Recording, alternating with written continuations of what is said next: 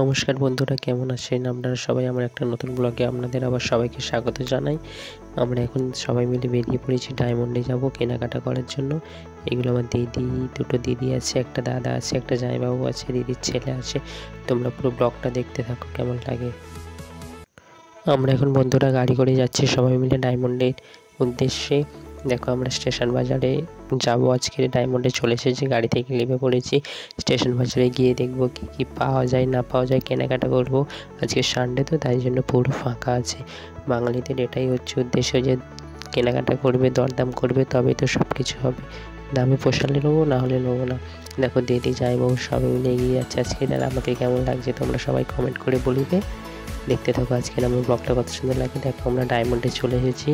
একটু স্টেশন বাজারে ঘুরে ঘুরে দেখছি কত কী পাওয়া যায় না পাওয়া যায়, তারপরে কেনাকাটা করবো। আমরা কেনাকাটা করার পরে বাড়ি যাব। বাড়ি গিয়ে তো খাওয়া দাওয়া করবো। দুপুর হয়ে গিয়েছে, খিদেও পেয়ে গিয়েছিলো একটু করে। সবাই একটু ঠান্ডা লস্যি খেয়ে নিয়েছিলাম, ডায়মন্ডের ফেমাস লস্যি। বন্ধুরা দেখো, আমরা বাড়ি চলে এসেছি। এসে দেখছি দুপুরবেলা সবাই কার্তিক পুজোর খাওয়া দাওয়ায় বসে পড়ে গিয়েছে, কত লম্বা লাইন পড়ে গিয়েছে। এরপরে আমরা খেতে বসে পড়ে যাবো বন্ধুরা সবাই মিলে।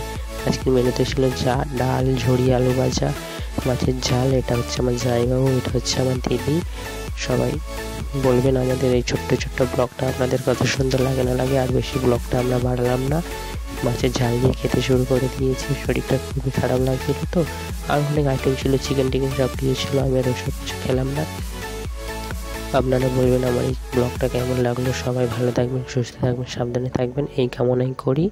ব্লগটা আজকে তাহলে এই পর্যন্ত বন্ধুরা। কেমন লাগছে আপনারা সবাই আমাকে কমেন্ট করে জানাবেন।